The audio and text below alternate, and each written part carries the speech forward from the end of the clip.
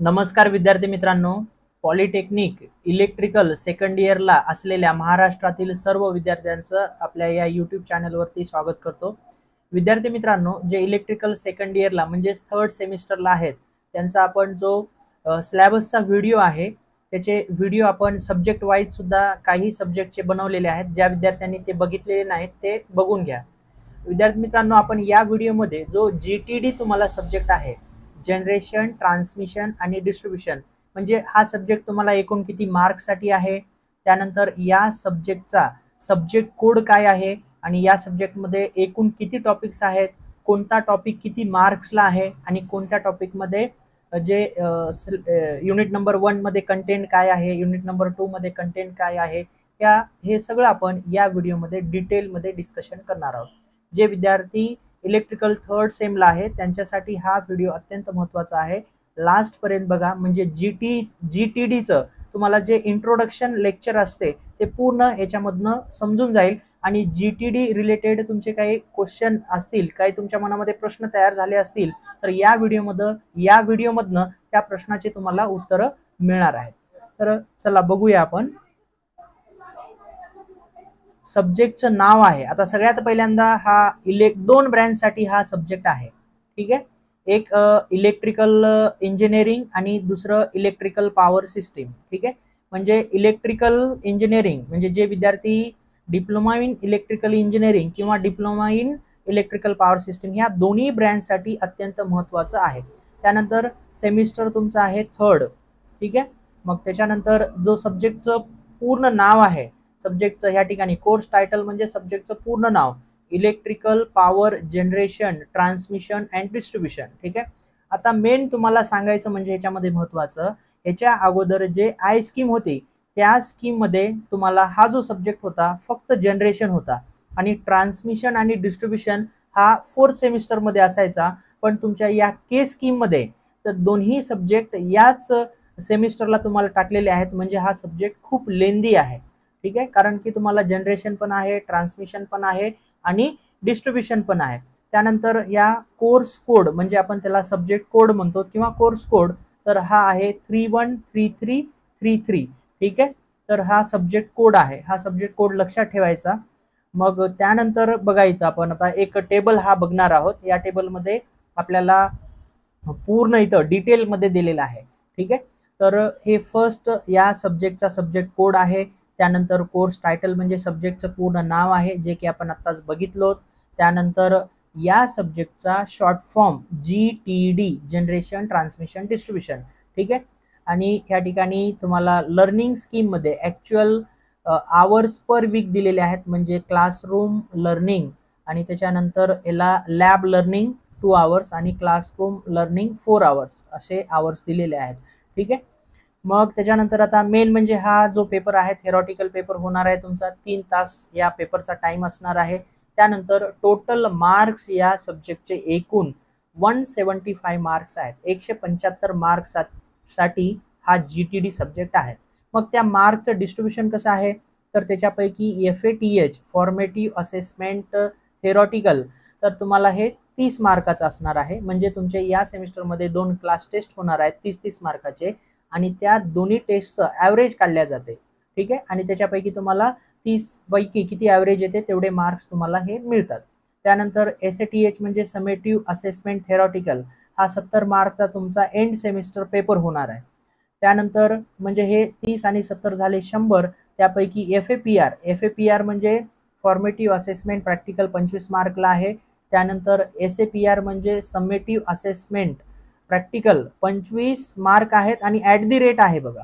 At the rate म्हणजे तुम्हाला लगेच इथं मीनिंग समजते, इंटरनल असेसमेंट आहे ॲट दी रेटचं मीनिंग, ठीक आहे। मग त्यानंतर SLA सेल्फ लर्निंग असेसमेंट त्यासाठी 25 मार्क, असे 175 मार्क तुम्हाला आहेत, ठीक आहे। तर हे झालं सब्जेक्टचे एकूण मार्क्स, डिस्ट्रीब्यूशन टोटल किती मार्क्सला सब्जेक्ट आहे आणि त्यापैकी कसे मार्क डिस्ट्रीब्यूशन आहे। तर आपण आता नेक्स्ट बघूया। नेक्स्ट म्हणजे आता सगळ्यात पहिल्यांदा आपण याच्यामध्ये टोटल किती युनिट्स आहेत आणि प्रत्येक युनिटचं मार्क डिस्ट्रीब्यूशन ते बघूया, ठीक आहे। इथं आता युनिट टायटल्स दिलेले आहेत, ठीक आहे। इथं युनिट नंबर आहे, युनिट नंबर फर्स्ट, आणि ह्या ठिकाणी बघा हे बाकीचं तुमच्या सध्या काही कामाचं नाही, फक्त तुम्हाला हे टोटल मार्क्स कामाचे आहेत, म्हणजे कोणता युनिट किती मार्कला आहे हे तुमच्यासाठी कामाचं आहे. युनिट फर्स्ट आहे thermal power plant and hydro power plant.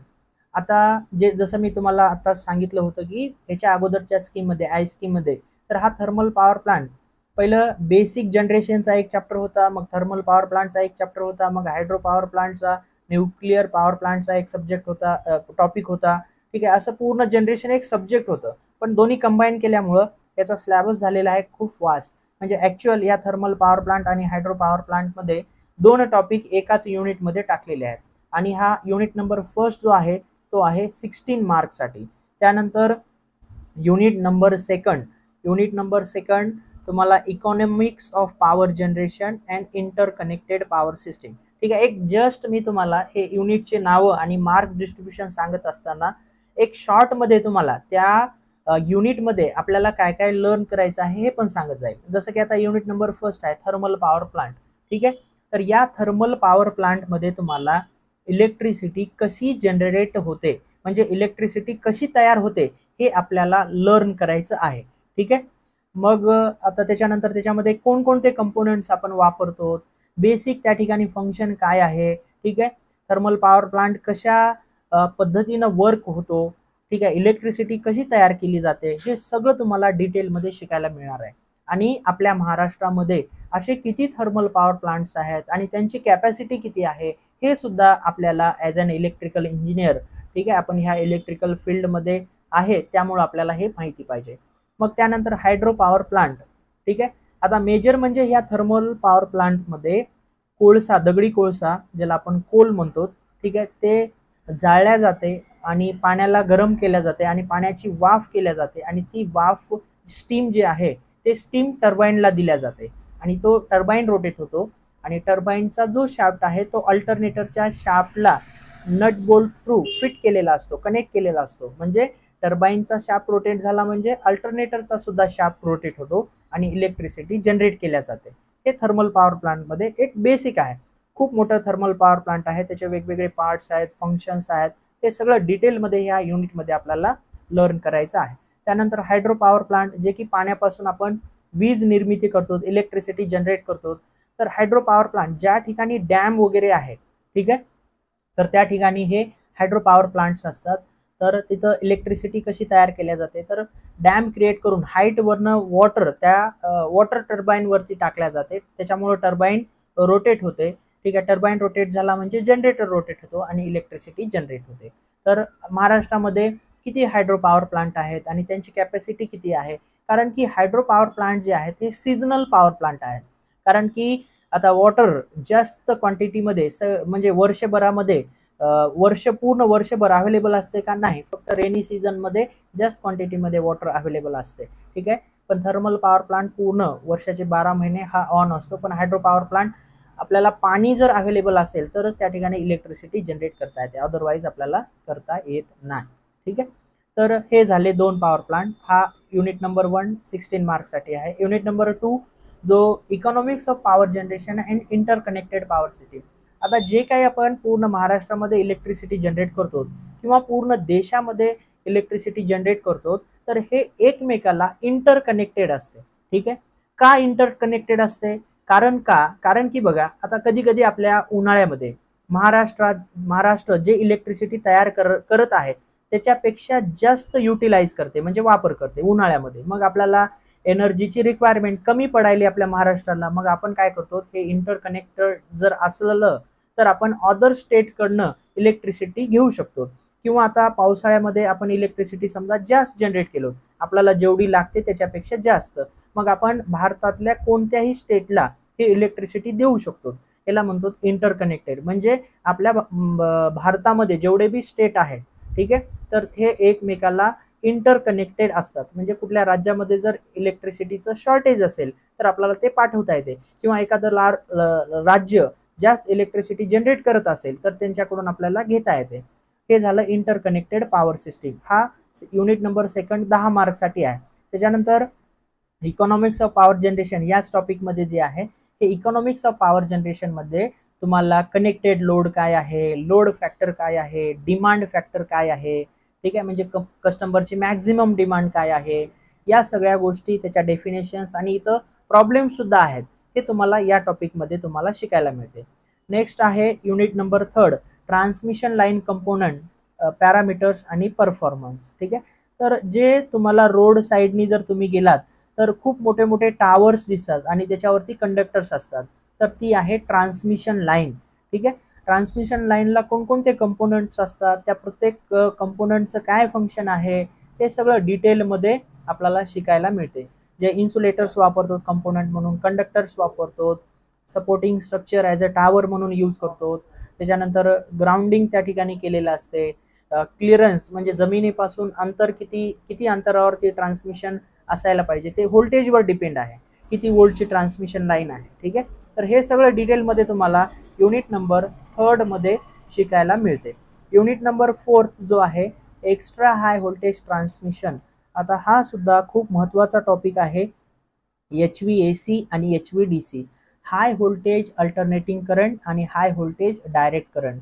ठीक आहे, एक्स्ट्रा हाय व्होल्टेज म्हणजे जे काही जास्त व्होल्टेज, आता हे व्होल्टेज लेवल किती असते, म्हणजे ह्या ठिकाणी 500 किलो वोल्ट किंवा 440 किलो वोल्ट, हे ह्या ठिकाणी हे व्होल्टेजचं रेटिंग आहे, एवढ्या हाय व्होल्टेजला आपण ट्रान्समिशन करतो. ठीक आहे, तर हे ट्रान्समिशन कशा पद्धतीने केलं जातं, त्या ठिकाणी कोणकोणते कंपोनंट्स आपण हे यूज करतो, कन्व्हर्जन कसं करतो आपण. ठीक आहे, AC-चं DC मध्ये, कारण नॉर्मल तुम्हाला हे माहिती आहे आपल्या इलेक्ट्रॉनिक्समध्ये, बेसिक इलेक्ट्रॉनिक्समध्ये रेक्टिफायर यूज करून AC-चं DC करू शकतो. आता इथं हे एक्स्ट्रा हाय व्होल्टेज आहे, जसं मी तुम्हाला सांगितलं की 500 किलो वोल्ट, ठीक आहे, किंवा 440 किलो वोल्ट किंवा 220 किलो वोल्ट, तर हे इतक्या जास्त व्होल्टेजच्या ट्रान्समिशन लाईन असतात, याला सुद्धा आपल्याला कन्व्हर्ट करता येते.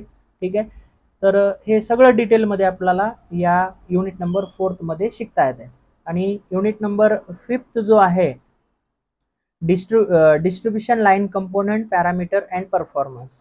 ठीक आहे, म्हणजे तुम्ही जर केअरफुली इथं ऑब्झर्व केलात तर जे पहिले 2 टॉपिक आहेत ते जनरेशनचे आहेत आणि जे दुसरे 2 टॉपिक आहेत ते ट्रान्समिशनचे आहेत आणि लास्टचा जो एक टॉपिक आहे तो आहे डिस्ट्रीब्युशनचा.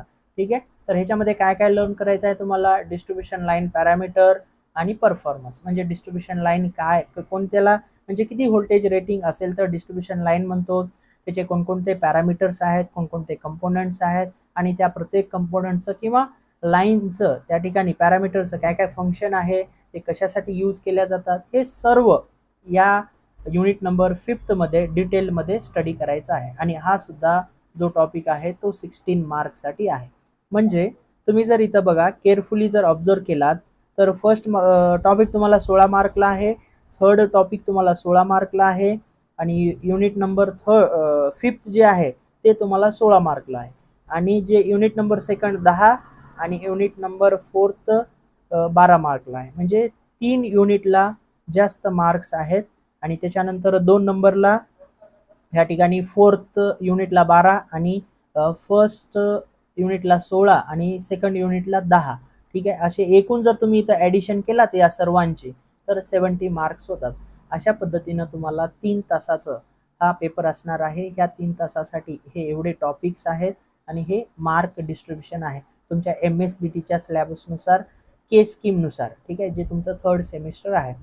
तर हे होतं GTD, जनरेशन, ट्रान्समिशन आणि डिस्ट्रीब्युशनचं जनरल इंट्रोडक्शन लेक्चर. विद्यार्थी मित्रांनो, हा व्हिडिओ कसा वाटला नक्की कमेंट बॉक्समध्ये कळवा आणि हा जर तुम्हाला व्हिडिओ आवडला असेल तर नक्की आपल्या या चॅनलला लाईक करा, व्हिडिओ शेअर करा आणि सबस्क्राईब करा. आणि तुमचे या सब्जेक्टबद्दल काही डाऊट्स असतील, काही तुमचे प्रश्न असतील तर नक्की कमेंट बॉक्समध्ये कमेंट करा. आणि तुम्हाला जे आपलं इलेक्ट्रिकल 3rd सेमिस्टरचं सिलेबस आहे त्याच्यानंतर सब्जेक्ट वाईज मी लेक्चर्स तयार केलेले आहेत, आपल्या YouTube चॅनलवरती आहेत. तर ज्यांनी ते बघितलेलं नाही त्यांनी ते बघून घ्या. आणि या व्हिडिओच्या डिस्क्रिप्शनमध्ये एक आपण व्हॉट्सअप ग्रुप तयार केलेला आहे, जे विद्यार्थी इलेक्ट्रिकल 2nd इयरला आहेत म्हणजेच 3rd सेमिस्टरला आहेत. ठीक आहे, तर त्या लिंकवरती जाऊन तो व्हॉट्सअप ग्रुप जॉईन करा. विद्यार्थी मित्रांनो, या व्हिडिओमध्ये आपण इथंच थांबूया, पुन्हा भेटूया नेक्स्ट व्हिडिओमध्ये. थँक्यू. जय हिंद, जय महाराष्ट्र.